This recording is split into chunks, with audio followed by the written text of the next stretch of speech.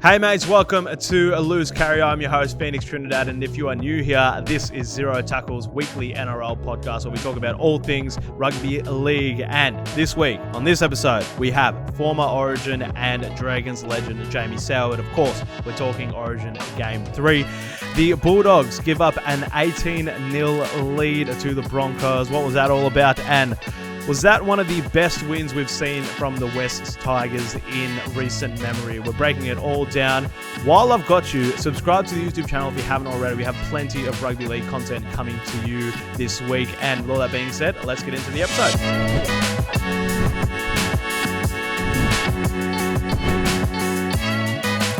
Alrighty, and joining us as always, Zero Tackle analyst Darren Parkin. How are you, buddy?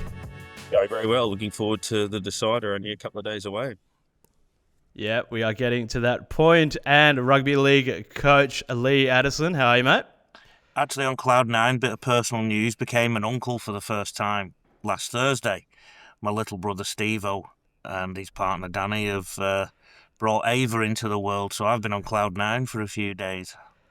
Oh, congratulations, mate. Thank you. And making his return, the man himself, Jamie Soward. How are you, mate? I'm very well. Congratulations, Lee. I've been watching all your personal stuff around the attack for New South Wales and some of the gibber you've been talking. So I've got my lightsaber ready, Sally, for you. So I'm looking forward to going head to head with you. Can't wait. All right, let's get into it then. All right, first thing off the bat, I know you guys are excited to get into Origin, but some big news. Reid Mahoney officially to the Cowboys. Sowie, what do you reckon? Yeah, it's a great pickup for the Cowboys. Reece Robson goes to the Roosters next year, and they needed someone to replace some of the experience around that number 9. If you have a look at the Cowboys over the last probably 3 years, Reece Robson's been a vital part for that. So they didn't have him on the weekend. You could see that Reid is going to add a lot of experience there, a little bit of toughness, and he might be just what that Cowboys side needs.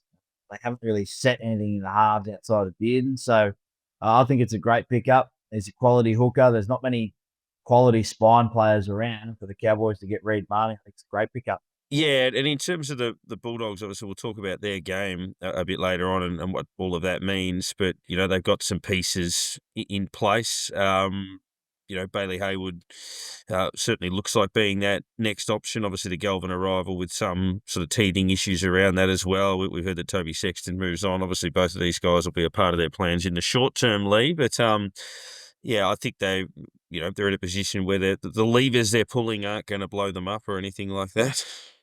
you'd hope not. Going back to Reid Mahoney, I just think whichever club he signed for, he needs to make sure his discipline stays intact. I think that's one of the reasons that's possibly forced him out of the Dogs. I think the coach and he probably didn't see eye to eye in terms of the penalties that were being given away, where and when they were given. Maybe that's just me speculating, but I know as a coach I would be frustrated with that. In terms of the Dogs, I think we'll unpack some of that when we look at the game, quite frankly, because they've been chopping and changing, and you can tell they're already preparing for 2026 and onwards in the middle of a season. Yeah, it's a pretty interesting one. So we'll get to that after Origin. So let's move on to, we'll go to you for this one, Darren. So Origin 3, the big decider this Wednesday. Everyone's sort of saying it is pretty much a given for New South Wales, given that it's in Sydney. But if Queensland are to take the series out, how are they going to do it? Yeah, can they tap into the blueprint from the first half hour or so in the second game? And Lee, I know you want to talk tactics, so interested to throw it your way, but it feels like, as I assess it, big picture, that Queensland are the side that would have to make it happen. I think New South Wales, pound for pound, are the stronger of the two sides. If they hold the line and play a solid game, they'll win. Queensland have to find a way to invent the victory. And we've obviously seen some changes with Papa Lee coming back in with the hammer decision and some of those line ball calls that Billy Slater has had to make. I think he's the one that if he sits down, he's going to have to come up with some tactical moves here and there that will create the victory, if that makes sense. What's also interesting, we must all take the moment to pass on our condolences to Cameron Munster for the loss of his family, but that's another impact on the squad. And I'll be honest, in the past when I've had issues like that, it tends to galvanise a squad, quite frankly, because they want to play for that person. So, but all love and care to Cameron Munster and his family. In terms of Queensland winning the game, though, they probably need to send a nice message to Ashley Klein before the game, because he gave them a massive leg up in game 2, as he did New South Wales in the first half in game 1. I can see Sowy's got steam coming out of his ears already, because I dared to say that New South Wales got a leg up. Look, tactically, both coaches have been, quite frankly, hideous in my opinion. Now, the common phrase that will come out of people's mouths in the mainstream media, and I'd be keen to hear what Sowy says about this, but we say that Origin is not about tactics. Well, tell me a professional sports match of any kind that doesn't have some kind of tactics involved. I've had a deep look at both teams in game 1 and game 2. New South Wales have won, in my opinion, the first game and then scored their points in the second half because of the quality of their players. So, for example, Steve Crichton ran over Valentine Holmes at one point. Valentine Holmes made a really poor defensive effort. Another try, the Hammer got it completely wrong defensively and went in to tackle Latrell Mitchell, because obviously Latrell Mitchell causes them problems. And then the other factor is the 6 agains and the NRL's obsession with 3.5 second play the balls, which has emerged recently in the news. The momentum, and this happens in the NRL too, can be so overwhelming. And I've actually looked at a lot of the tries in Origin so far, and they've all been based on momentum. And the team that will win on Wednesday will be the team that deals with that momentum, but also can score some points when they don't have momentum. And that's where I've been really critical of New South Wales, Sally. Some interesting points there, Lee. Look, I take your point. It's some high kind of stuff. It's about who can hang in there. Talk about so I don't think it's whoever can deal with it's who can hold, and that's what Queensland in that second half did. New South Wales threw everything at them. Some of the plays going to the left hand side. It's about Origin has never been about set plays. Coming up with that. It's been about who can grind the longest and who's going to make a mistake when the chips are all in the middle. And, that's why we talk about big moments, little moments. And Queensland, forever and a day, have won the big moments, and then they've won the little moments, and that swung everything in their possession. So I think New South Wales started to turn the tide last year. Think about that Mitch Moses run. We think about the Jerome Luai pickup last year. Look, in game 1, aesthetically, it wasn't pleasing their run because there wasn't heaps of big moments, but there were little moments there. Harry Grant rushed outside in on Nathan Cleary, set up the first try. Game 2, you talk about Harry Grant getting out of dummy half. New South Wales could play the ball speed. There's a lot of things that go into it. I think personally on your account, I've enjoyed the way that you've broken it down, but and this is not a shot at anyone at all, but for people that watch NRL and think that it's the same at State of Origin, it's completely different. It is completely different. My point, Sowy, is that it was the way that both teams are approaching their sets. So not necessarily putting in set plays. I'm personally not a set play coach. I'm all about manoeuvring the defence and doing things to the defence before you have a crack at a defence that in theory has been compromised by the way you've moved them around.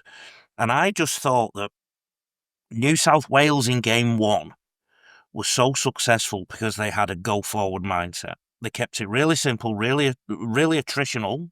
They didn't take many risks. On the flip side of that, Queensland had a defensive system that was too much focused on trying to be like an NRL defensive system. It was more of a catch and hold and control wrestling system, if you like, for want of a better term, rather than a hit and drive. And Origin traditionally has been about aggressive defence, hasn't it? So those two things met in game 1, and New South Wales completely dominated physically, and that led us all to believe that New South Wales had taken some spinach or something before game 1, and that they were bigger and stronger and faster.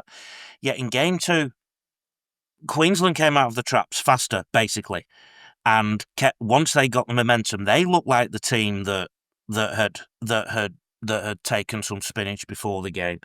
So, look, I just think that we have two really inexperienced coaches that aren't really getting the best out of their teams. Now, you can look at the outcomes and say, oh yeah, but New South Wales scored more tries or they won game 1. But that isn't going to win anybody game 3. Yeah, but it's not about. It's a 3-game series. You have to win 2 games. That's all. That's what I just said. I said we can talk about those things, but it's not going to win game 3. And I think there's a lot of game one. New South Wales rolled through the middle. They were powerful in the forwards. Queensland's attack was based around Daly carrying. They played out the back. They didn't play front door. New South Wales played through the front door with Nathan Cleary. Isaiah Harvey puts the ball out. Game 2, Tom Dearden comes in. He's a ball runner. Cameron Munster's a ball runner. So what do? They switch their attack and go through the middle with Harry. So instead of going, we're going to try and push the New South Wales forward pack, we're going to try and go toe-to-toe in terms of our attack. We're going to, rather than go out wide, they attacked in between the 20. So it's completely different. Regardless of what the experience of the coaches is, you've got to win 2 games. So New South Wales went up to Queensland, Suncorp Stadium, Lang Park, win game 1, which we very rarely do. But we've gone up there and we won game 1. Queensland, the coaching experience came into play when Billy backed himself, made a change, Cherry Evans, and they come out and scored 26 points in the first half.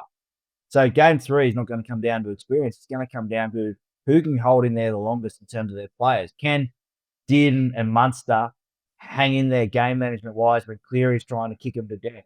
Can Hamiso Tabuai-Fidow pick up a loose ball? Can New South Wales close in on that and create and not let him have half opportunity? It's not going to come down to the who's eating spinach and that. Well, my point about spinach is that's what it appeared to be to everybody. That's not what happened though. What happened was that because the way the game is these days, the NRL's focus on fast play the balls, the 6 again rule, one team can get overwhelming momentum for a period.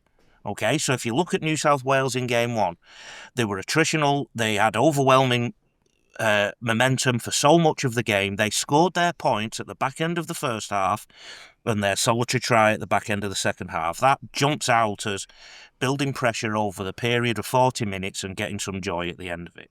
In the second game, Queensland had a period of momentum that was definitely aided by penalties and 6 agains. Once that settled down, New South Wales got some momentum. And what my whole argument about all this is, it's about when neither side has momentum or how they deal with that momentum that will be the key. And a lot of that comes down to strategy. A lot of that comes down to how you tackle people, how you control the ruck, how you game manage, to use your term as well. So that's my point. I think we actually agree, but we've just gone at it in different angles. And what you need to do, what both sides need to do, is create the circumstances so that their best players can flourish at the right moments. And I'm arguing that in game 2, New South Wales didn't necessarily do that unless they had momentum. Otherwise, they'd have finished the game off in that last 10 minutes quite easily. I'll let you move on, but no team has ever won without momentum. I was going to say, Phoenix, you need Popeye as a social tile for this episode, I think. So. Yeah, this is why I love Origin, because you can just boil down to an argument about spinach. But absolutely, this is good stuff. Well, I feel like this could probably run for the rest of the 40 minutes of our podcast, but we do have some other games to chat about. But we'll get a quick tip from everybody. Sowie, what do you reckon? New South Wales by how many? Comfortable. I don't care. 1 or 50. I just want them to win. Lee? I actually agree with Sowie. I think New South Wales. Click that on social media and save it. Eating spinach. Prosperity purposes. Can see Queensland throwing down the gauntlet early, but New South Wales will outlast them and do it fairly comfortably in the end, I think. Yeah, absolutely.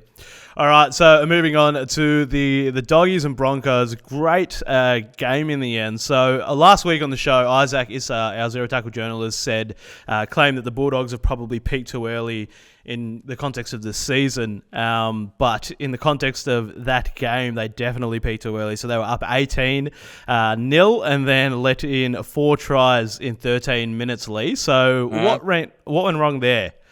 Well, you couldn't have said it any better, Phoenix. Momentum. Holding the ball, completing your sets, being attritional, beating the opposition to the punch. Kick chase, balls high in the air. Selwyn Cobbo hasn't played for a few weeks. He's been told he's not wanted at the club anymore, and then the club leaks some stuff to the press saying what a horrible trainer he is, and he doesn't do this right, and he doesn't do that right. No wonder he didn't catch those high balls. He probably got his head all over the show. But the Broncos were hungrier in that first half, and guess what? The bell went at half-time, they went into the sheds, came out, and Broncos got some momentum. And my big thing from that Bulldogs game is I was feeling during that game as I was watching it, Darren, they've not scored enough points with all this pressure, because it literally felt like the whole game was played in that Broncos half, in that first half. Yeah, they didn't do enough damage, certainly. And that's probably, if you look at some of the numbers, which I love to do. So you mentioned 4 tries in 13 minutes, Phoenix. There was a period early in the season where they gave up 3 tries in 357 minutes over a 4-week stretch. And if you look at some of the others, so averaging 27 points a game across their first 10, 17 in the last 5, so just been blunted a little bit. Conceded 14 points in 4 games at one stage, averaging 24 against in their last 9. And the Broncos have clearly been a problem for them. They've conceded 64 points to them this season in their 2 home and away games. If you count the pre-season, they've lost to them 3 times, and they've lost 8 of their last 9 against Brisbane. Now, I know the Bulldogs have been ordinary for large periods of the last 6 or 7 years until recently, but Sowie, if you were the Bulldogs, you look at their last 2. So Penrith, outstanding game last week that just fell the wrong way for them.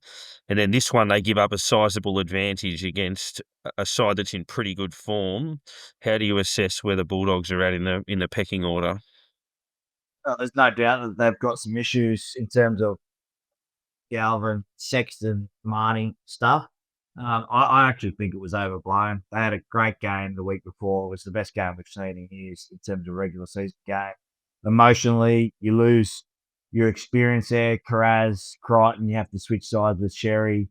Burton goes to centre. So they were obviously having a look at trying. They wanted to win the game. I think at 18 principles and standards were set, and they had the momentum, as Lee would say. But I think on the other part of it is that the Broncos were pretty bad in the first half.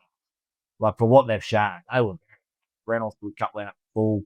Yeah, so they had to sort of tighten up themselves. When they got an opportunity, they were able to do it. But I think that the talk around the Bulldogs, like that, losing that game, sure, to lose 18-0, 10 years ago, it would have been like, how did they give up 18-0? Teams have had comebacks all year this year. It's been a weird year in terms of big comebacks. Momentum's such a big thing, as we know. Yeah, I felt like the Bulldogs probably they've been up for a while now. This happens when you're a good side. You've been getting everyone's best. Broncos are desperate. They have to be desperate to stay in top 4. Is there any can you attribute that sort of momentum swing to any game style changes that have been happening, like sort of league wide, Sowie? No, I just think that the game's so fast at the moment. And to agree with the guy I go head to head with, of course, all in good fun. The mandate for the play the balls is just ridiculous. I don't know. Yeah, I don't know how you get to that point where referee probably never tackle fight. Yeah, 300 kilo players get off the ground. Like, it's just so hard. And what you're saying is that you can make a good tackle and you're not going to be rewarded for it. So what's the point? You may as well try and get 3 people in and stand him up there, or even try and rake the ball when the 3 second starts again once that's stripped, once they all drop off. So they're running murky waters. I reckon there'll be like a 2-week thing, and then they'll back off it, because 3.5 consistently across the board. It used to be when you're winning, you're controlling the ruck. Now you can't control the ruck at all. It's a lottery, and that's what's going to hurt the women's space as well. Is they're trying to make it unrealistic. What's in it for the NRL is that if you look at the highlight reels, there's plenty of tries. Yeah. So if you look at the history of the game, in the last 20 years, I would imagine the last year or 2 or 3 has probably seen the most points scored, quite frankly. Lee, we didn't see any highlights across the 8-6 game. No, Like that should have been everyone you talk to who loves rugby league and knows rugby league, that's the best game of the year. And what I We didn't saw, see any highlights. What I saw in the highlights of that was last ditch efforts to save tries. But your younger fan will get drawn in by the hammer making a 40-metre break, or Lee Addison or Jamie Soward or Darren Parkin making a massive break or giving a big hit, whatever it may be. So that's where the NRL are coming from, and there's this myth that you have to make the game faster to see that. But us rugby league aficionados, we like to see attrition. We like to see people earn their go forward. We like to see people earn their tries, and we like to see defences that work hard and have to be truly dismantled to be broken. It's like cricket, Lee, where you try to explain to somebody who's only grown up with T20 that Australia is 7 down at T on the last day. They score 11 runs in the last session off 180 balls, and that's some of the most exciting cricket you could ever watch. Trying to explain that to somebody, it's true, but they're probably not going to buy it. So. That's right. Well, that's a bit of a more casual fan. That probably explains why I'm loving what the Dolphins are doing at the moment, because they're just all offense. But we'll move on. So, Sowie, the Raiders got it done over the Dragons, who were pretty, they could have pinched a pretty good one there, but the Raiders just keep finding ways to win. Yeah, they've been fantastic this year, the Raiders. I think they've almost signed up on Premiership. Yeah, in the next couple of weeks. They've got 2 more buys. Everything you need to know about the Raiders happened in the last month. Gone away to King of the Town. They were able to win on a Sunday night, 16-12. They went up to Newcastle. Not their best, but they held on defensively. And then last week, they jumped out to a big lead at home. Dragons were coming to get them, but they held on defensively. So, I think that the Raiders, I don't know what they have to do for it. There's sort of this myth within all us older guys that they have to do something in the finals, and they do have to do that. But right now, the way that they play, those outside backs and that forward pack, it's honestly really cool to watch. Do they have to fix some things? Of course they do, but they are really genuine Premiership contenders. Last time, Lee, they were that good. Paul Keating lived in Canberra, and Rocky V, the only bad Rocky film, was released in 1990. So you got to go back all that way for that. And the Dragons, as much as they were brave late, that they just were a little bit too rough around the edges. Was at 67% completion, which is against a quality side that just took away too many opportunities for them. They scored some points though. Definitely. Some points. Definitely. And again, sorry to bring it back to the Raiders for those wanting some input about the Dragons, but they're a classic example of this momentum thing. When they get that momentum, when they get things going for them, they blow teams away. And they're one of the teams that score enough points quite often that if the other team comes back, they can't catch up to them. But I found this stat the other day. They average just under 21 points a game conceded. Ricky will have to tighten the defensive nuts and bolts going into the finals. And I think when we think about the human beings involved in all this, I think all the signs are there that Ricky has managed this fantastically, because they've travelled so much. They've still got 2 buys to come. They can save some energy for some of the tougher battles ahead. I agree with everyone. They're well on track to get that minor Premiership.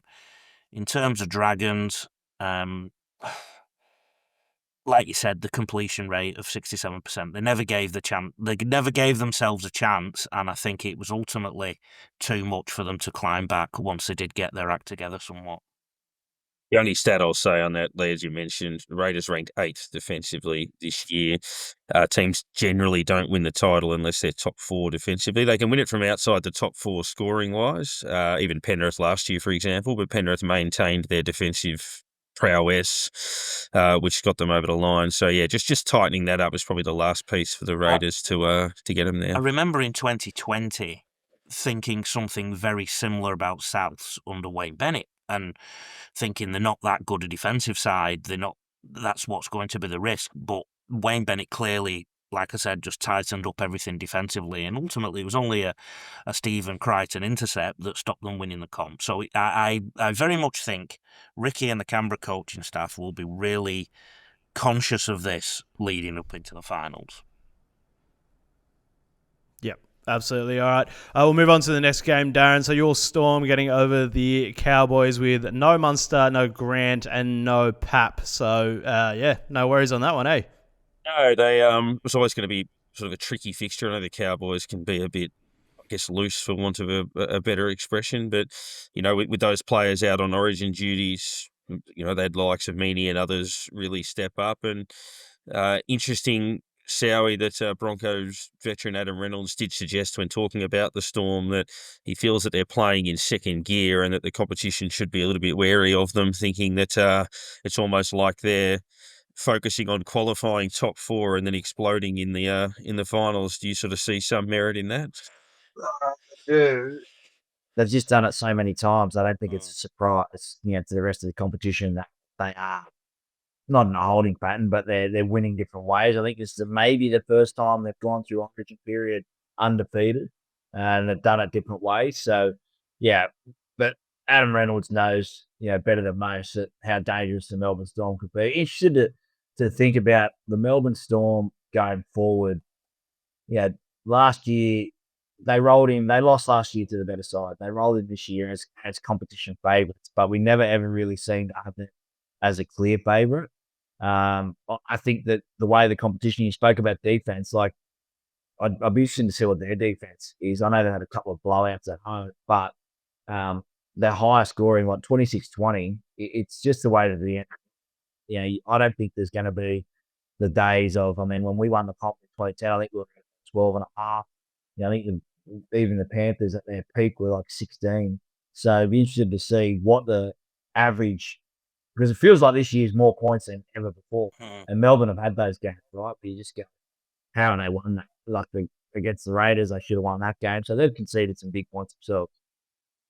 Ranked second, Lee, defensively. The Bulldogs ranked first. Storm ranked second. Storm number one attacking side in the competition. So they're 1 and 2. You compare that to the Raiders, who are 3 and 8 in those two stats. I remember the time I was at Manly Sea Eagles, and I was talking to a lot of the coaches and people underneath the coaches, like the recruitment manager Noel Cleal and whatnot. I said I was just a young coach, just being inquisitive about why they won the Premiership in 08 and 11, and even back then, which we don't think's long ago, but it's actually nearly 2 decades ago, they were talking about momentum and you can't be on top all through the year. So my response to that, Darren, is that the key thing is that Melbourne need to make sure these stats are up there in finals time. And that's where Ricky has work to do, quite frankly. And like I said, previous answer, I'm pretty confident that Ricky will be conscious of that. A little note about the Cowboys. I think they can take a lot of confidence from that, because across the two teams there was actually 16 frontliners out, so that's nearly a squad out of the match. So the Cowboys can get a little bit of confidence from that, but they do make errors at key stages, and I think Scott Drinkwater is a metaphor for that team. He can be rock solid diamonds. He can be brilliant at times, but also drop some clangers. So, it was just one of those games, I think, that both teams had to get what they could from it and move on. Yeah, just for the final full stop on that, Lee, just on Penrith, last 4 years when they've won the Premiership, in terms of attack defence, they've been ranked 6th and 1st, 4th and 1st, 6th and 1st, 8th and 2nd. So it's been that constant presence in defence. Okay. Even if their attack has been good to middle, their defence has been phenomenal. So, Yep.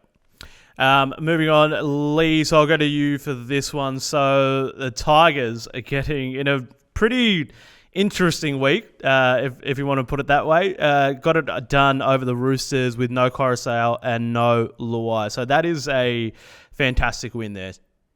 Best win since 1969 when Balmain Tigers beat South Sydney 11-2 or something at the Sydney Cricket Ground. That's the you should have seen and heard Gary Schofield and and backdoor Benny Elias when they were talking about the win, how it was fate that they'd win when a legend was over here on these shores.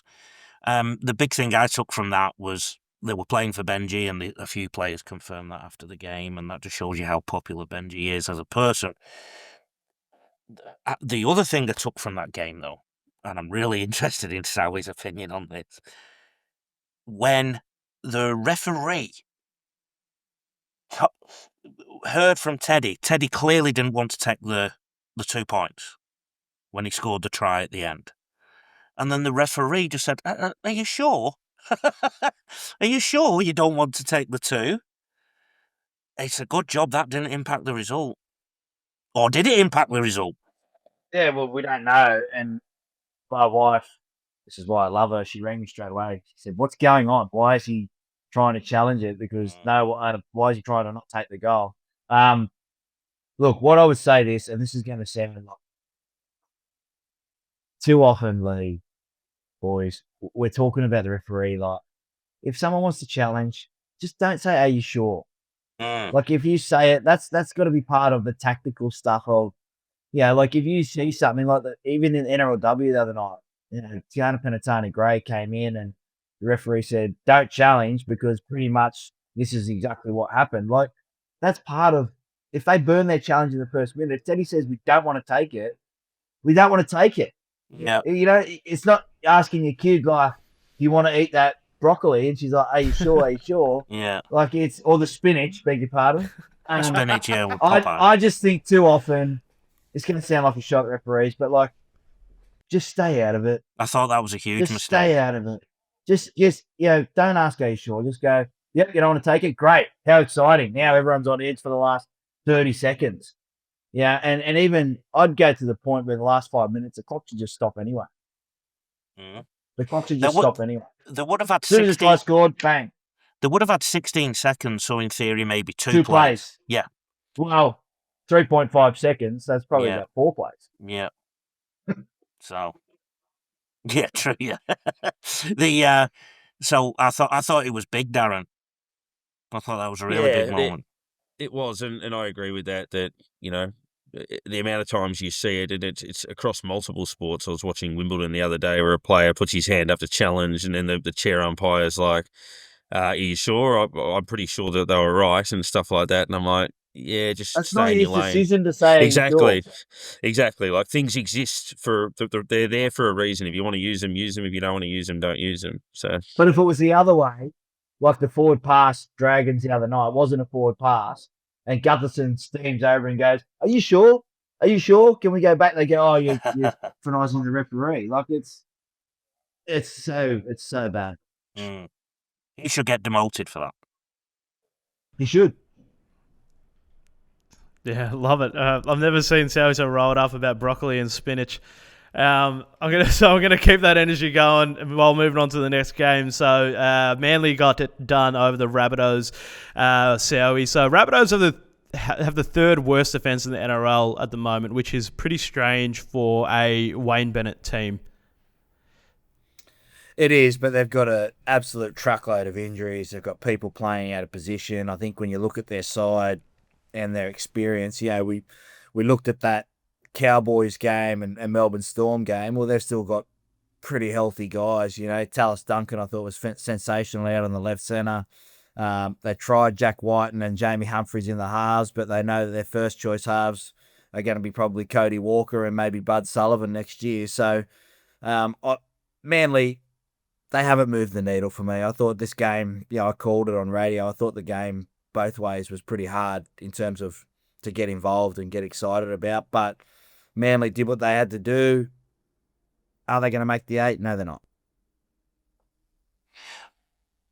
Yeah, it's kind of a holding pattern in a sense, that they've been under so much pressure. They squeeze their way back into the 8 in an even competition. It fights off the pressure, Lee, for a little while. But, it wasn't all that convincing when you look at some of the mistakes the Bunnies made on top of the injuries, the 23 missed tackles in a half. Obviously, the Big Cheese comes back, but then does the MCL, so he's out for another extended period of time on top of everyone else. So, given what was left of the opposition, as Sowie said, Manly did what they had to do, but not with an enormous degree of conviction. I think the media, the mainstream media, suffer from the same thing that our rugby league games suffer from. The pendulum swings one way or the other. Seabold was a dead man walking 2 weeks ago, and now he's in the top 8. So all of a sudden their attention shifts somewhere else. The truth is somewhere in between, isn't it? The table, the ladder also gets impacted as well by buys. So because you get 2 points for a bye, or you don't get 2 points if you haven't had a bye, the table, actually, you have to look at the wins column rather than the points quite often, and how many games people have played. So we get this focus on the top 8, and it's the clubs that deal with this the best. And I must say, I agree with everything that's been said. They weren't that convincing, and they're probably not going to make the 8, but they have dealt with the last 2 weeks quite well, considering the barrage of information that was out there that wasn't positive about them. So, kudos to Manly. They've won 2 games that they should win, but yeah, I don't think they'll be lifting the silverware in October. Is a fullback for Tommy T, do we think? I think the key thing is he needs to be roaming around the field. Whether he's got... Lee, they play the Tigers and they played Souths. That's what I said. They've done what they had to do. That's not pressure relieving. The Roosters couldn't beat Tigers yesterday. And the Roosters are a lot younger. They didn't come into the year Premiership contention this year. No one had the Roosters saying that they were going to be a top 4 squad. Manly were going to be a top 4 squad. Yeah, no, I understand Terry that. Evans, and the way they played round 1, everyone said that Manly was going to be in the top 4. Hmm. The last 2 weeks, pressure as a coach, you would know better than anyone. It happens. I mean, look what Benji, now this week it'll be someone else's story. But in Sydney, we tend to go through that cycle a little bit quickly. So, Manly this week, they play, who do they play this week? Well, they got the bye this week. Then they go into another big clash to try and get themselves against Melbourne Storm. That's the test for Anthony Seibold. Can he get them up for that game? What they've got coming up, they're in trouble. All I wanted to do was... I think they play the Bulldogs, Raiders, Storm, all in the next 5 weeks. So I don't think it's taken any pressure off anyone at Manly, to be honest. I think that they did what they had to do, but this isn't the year where you have to do what you have to do. You need to be winning games. If you don't finish in that top 4, it's going to be hard because you're going to have to go to New Zealand, Melbourne, Canberra, or play the Bulldogs at a core in front of 70,000. So I think it's been very disappointing. Yep. Absolutely. All right, we're going to move on to some contract news, more market. So, Darren, the Dragons are reportedly in the market for a marquee halfback, which is kind of interesting, despite having a few players rolling through there. Yeah, there's been a lot of talk about what they do. See Shane managing Kyle for one, Elias, obviously Daniel Atkinson comes across, but reading the article by Scott Pride, Lee, he mentioned that the Dragons generally in these conversations face the challenge of having to pay slightly overs by comparison to other clubs based on their lack of recent success and the lack of appeal maybe coming across. You then throw in obviously the added variable now of the new Perth franchise competing with a bit of coin as well. So do you sort of see truth in that the Dragons will have to outbid other clubs significantly because maybe the selling point on the whiteboard isn't as high? That's what happens, isn't it? I think Yes. they've been one of those teams that have been in the bottom half of the 8 for a while now. I think Dragons fans would have got excited last week. They saw the headline, Sexton signs for Dragons. It was just the wrong Dragons. It was the Catalan Dragons in France. I wouldn't be surprised if they're knocking on DCE's door, quite frankly, because you need to wonder, Sally, why the Roosters want DCE. Because of the young players that you spoke about, and they seem to be doing so well, maturing so well. Whereas the St. George Dragons probably need somebody who can't be dropped, who they invest in and say, right, just guide us for a year, help our younger halves, because they've got a boatload of younger halves there too, haven't they? They do. Jonah Glover just went to South Sydney for next year last week, so They've got Atkinson coming next year, Flanagan, like King Tonga, and also Lockie Ilias. I don't think DCE would be the right fit for St George, based off, one, I think his career, he's looking for another championship, so to be the Roosters, and yesterday probably proves why the Roosters still want him, because in a game like that, he probably would have maybe helped them, or probably would have helped them win that game.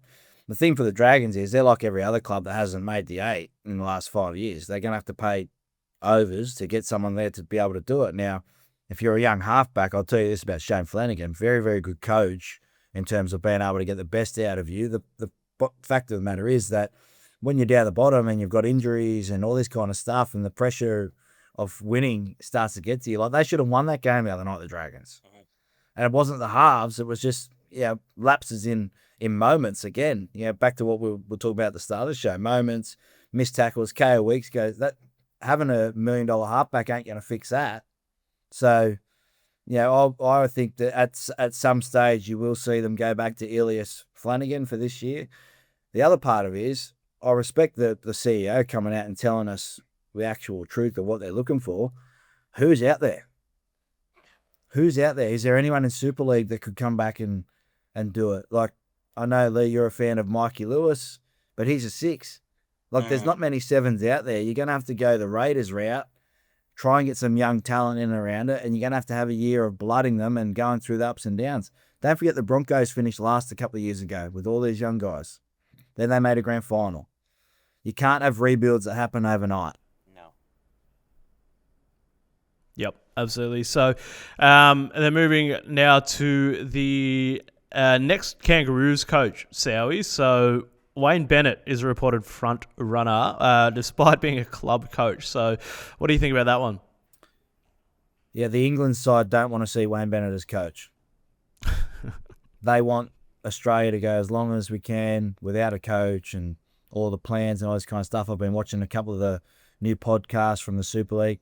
They are dreading Wayne Bennett being coach. He has to be the coach of the Australian side. I'd love him to take Cameron Smith as one of his assistants and then pass the ropes over to him. But Wayne Bennett, pick up the pieces, go over there. It'll be a historic Ashes trip. We know how much it means to both sides. But from an English point of view, I don't think they want to see Wayne Bennett get the job. They want to see Australia take their time and try and get someone new, but it has to be Wayne Bennett. In 2020, Wayne Bennett got the Queensland Origin job 1 month before the series, and then managed to coach the worst Queensland side in history to an Origin victory. It's Sowie's worst November ever, because Queensland were picking players from fruit pickers in different farms to play for them, and they still managed to beat New South Wales. That's the kind of thing that Wayne Bennett can get players to do, and the belief in them, if you look at what he's done historically. And he even got England to a World Cup final, Darren, and they were an ankle tap away from winning it. Taking them on a raid, like a short-term raid, I think it suits it perfectly for him to sort of galvanise them and say, let's go. Yeah, and like Sowie said, though, employ somebody for the next World Cup cycle. Let them work under Wayne, watch and learn, do some X's and O's for Wayne and with Wayne. Well, I think it will be the 2 years, Lee. I think it'll be the 2 years. The World Cup's next year, so I think Wayne will get the Ashes and then World Cup, and then they'll pass it on for I think the next World Cup's 2028. It's a quick turnaround. Yep, some interesting stuff to work through there. Well, that wraps up. We'll get to the round, what are we at, round 19 previews. So I'll go around the table. Darren Parkin, what are you looking forward to on this one? Yeah, it's obviously once you get through Origin, you then look at the players potentially backing up and who they might be. But in terms of the fixtures, Sharks Dolphins to kick it off is pretty interesting. The Dolphins high scoring side, the Sharks, as we know, very hot and cold. But I'll start at the start, Lee, and I know there's a few other mouth-watering ones, but the Finns, very good side to watch. I picked for entertainment. My notes say here, entertainment, Sharks, Dolphins. That game will end up 72-46 or something. There'll be tries galore in that game. I also have picked out Canterbury Bulldogs trip to Townsville I think that's a huge trip for them, a big week. As Soward knows, I think they struggle. They think they need their passport to go outside of Sydney. And that's my tip for an upset. And Soward, I've been really good at tipping these upsets each week. I think I've got one wrong all year. Well, it's not unlike you to blow your own trumpet on this show, Lee. So, look, I think there's some big clashes. Yeah, Penrith off Origin. Can they keep the momentum going against the Parramatta Eels? How do the Warriors go without Metcalf against the West Tigers side that just upset the Roosters? You're right about the Bulldogs. Roosters, can they bounce back? I think the only game is probably, that you won't be too interested in is probably Knights Storm.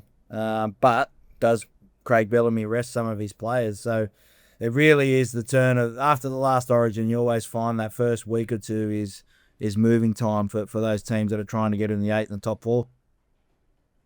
Yep, absolutely. All right, so that wraps it up for this episode of Loose Carry. We'll go around and do the plugs. So as Sowie said, Lee, I'll let you blow your own trumpet. What are you plugging today? I'm not talking to you now. Well, as you know, I've written this fantastic book. I might write another. So I can just fill your screen up, and rugbyleaguecoach.com.au, go there and have lots of bliss looking at coaching stuff. Yeah, read that book, and then maybe one day you can also have an argument with Sowie about spinach on a podcast sometime. So Sowie, what do you got planned for Origin? You need that to fix your leg. Can't get over it. I wonder if it's a picture book and got spinach in it. You can find me, Take the Two podcast every week with Rugby League Guru. We're having lots of fun there, so looking forward to that, and I'll be back in a couple of weeks, lads. Absolutely. All right, well, enjoy Origin 3, everyone, and we'll see you next week.